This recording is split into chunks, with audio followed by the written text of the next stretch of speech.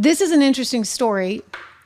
So some of you may know I have a little experience in the pageant world. I'll get to that in a second, but headline today, Miss Universe future is kind of uncertain because a couple key players, that would be Miss USA and Miss Teen USA, are out.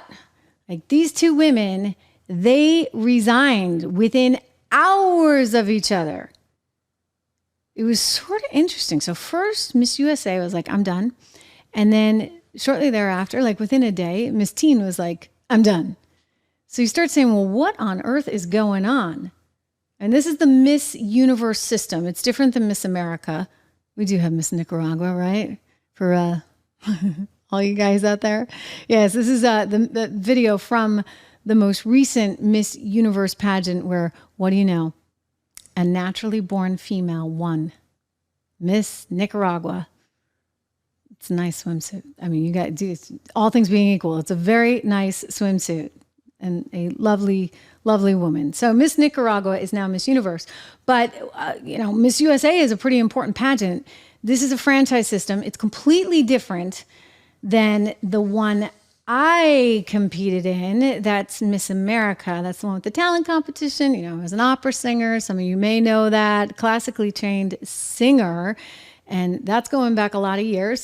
So this is the Miss New Hampshire pageant. And this was like 30 years ago. And I won. And that was back in the day when it was 40% of your score was talent. Okay, so like you kind of had to have some talent. I think 30% was interview, and then 15% was swimsuit, 15% was evening gown. Funny how I just know that off the top of my head, right? These random little trivia things that I guess only somebody who's competed in this and is trying to think about adding up her score would know. Anyway, Miss New Hampshire is part of the Miss America system, and Miss America back in its day actually split off, and Miss Universe was created. So I can't remember what year this was, but it was a zillion years ago, like maybe in the 30s or 40s. And it was back when Atlantic City was trying to keep more people on the boardwalk past Labor Day. So they created this beauty pageant, this bathing beauty pageant. And one year, a woman who actually was a classical singer too, an opera singer, said, you know what, I won, but I'm not going to go around and do appearances in my swimsuit. I'm just not going to do it. It's cold outside. I need to wear actual clothes. And they said, okay, that's fine. We support you. And the sponsor, we're talking capitalism, right? The sponsor, which was Catalina Swimsuits, said, oh, we don't think so. No. We need a girl in a swimsuit to model our swimsuits. And so there was this division, and they created Miss USA, and Miss America kept doing her thing.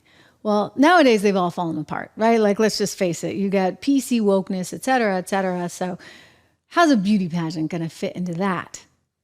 Well, there are people that still, I actually am a big believer in certainly the Miss America system. I judged it a year and a half ago. I was very proud. We picked a wonderful woman, talented violinist who is also a nuclear scientist. How do you like that? A nuclear scientist is Miss America. And then I believe this year they picked a woman who's a fighter jet pilot. She's the latest Miss America, beautiful woman, talented woman. And you know what's great? I'll tell you, because having judged this, I'm just blown away by how smart and how capable and how together these young women are. I mean, they are just excellent in every single way. And I suspect that's true as well over on the Miss USA side. But, for an excellent young woman like that, you need to have the right people around her, the right system, if you would, around her, people that believe in her and want to help her get somewhere, not people who are all interested in themselves. And that may be the real issue here.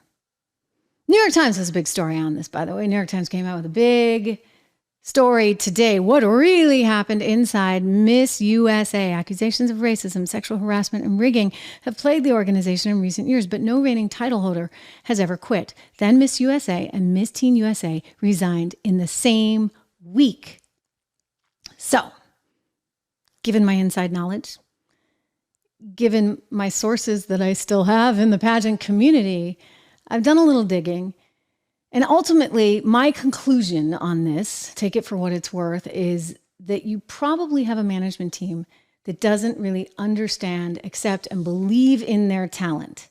I say this as someone who's worked in television for years. You know what? We had good management teams and we had bad management teams. When you got a bad management team, you never got the most out of your quote unquote performers, your quote unquote talent, the people in front of the camera. You never got the full them or authenticity because they'd be too wrapped up in knots trying to make sure that they didn't do this, that, or the other because you got management breathing down their back.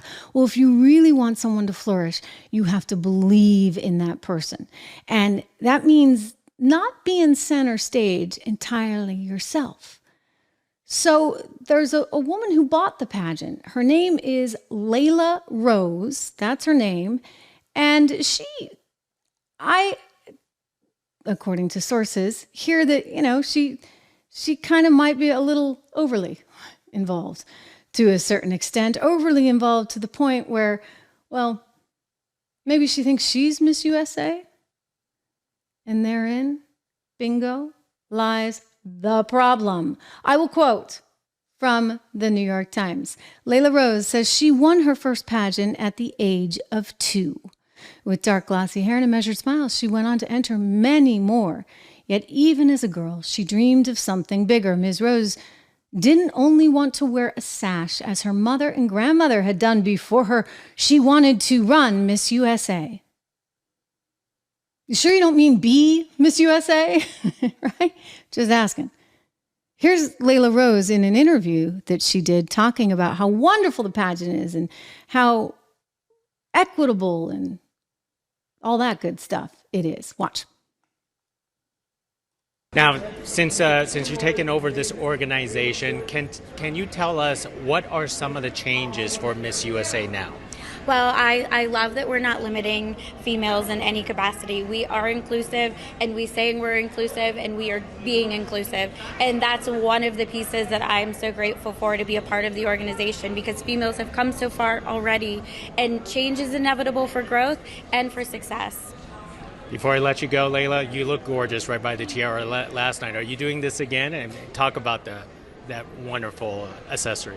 Well, everyone thought that they should hear from the president and see the president, and so absolutely, I'm here. I'm highlighting the delegates and the queens, and I'm honored to be in this space, and I think that's most important. I'm Mama Bear of the Crown, and I'm really truly honored to be in this space. Most thanks. Okay, so she's living her dream. She's not really Miss USA, but she's running the whole thing, right? So maybe that counts for something. Except the problem is if you've got title holders that are like, wait a second, but what about me? Then you're going to run into some conflicts. And I suspect that is ultimately what seemed to happen. Per sources, there was a lot of micromanagement that was going on. It was like, oh, you can send this tweet or send that tweet. Make sure you mention Layla in the tweet, et cetera, et cetera. And at some point, the person who's actually Miss USA or Miss Teen USA is like, but wait a second. Aren't I the big deal here? And then you set yourself up for some certain kinds of conflicts. The other thing that's kind of interesting, I should mention, she talks all about inclusion, like how great it is. Like, heck, she might be able to go public on the New York Stock Exchange. Texas may not want her. Anyway, she's going on. It's a reference to an earlier part of the show. If you're watching the clip, we were talking about Texas Stock Exchange earlier, being a rival for the New York Stock Exchange because they don't have to deal with all the inclusivity and the DEI and the ESG stuff. Anyway, you got to sort of wonder here what it's all about. They go on and on about inclusivity, right? Inclusivity, name of the game. Like, that's what we want. That's what we need. And then they go out and they get this woman from Miss Alabama. Miss Alabama, take a look. Technically, this is not Miss USA or Miss America. This is some other offshoot. There's like a zillion pageants out there, but the only two you really need to care about are Miss America and Miss USA. People will use this Miss Alabama name, but she's not one of the authentic original pageant system title holders. So she's obviously, if you're watching this, you can see her there in the picture from the Daily Mail. She's obviously larger than what you would normally see as a quote unquote beauty queen. But when people said, hey, whoa, wait a second, like, elephant in the room, Sorry, I didn't mean that to be so literal. And I'm sure she's a lovely woman. And you know what? Pageants do a lot of good things for a lot of people, but you know what? Like health matters, right? The swimsuit competition, it was originally about swimsuits. Now it's about health. I think they actually got rid of swimsuit at Miss America.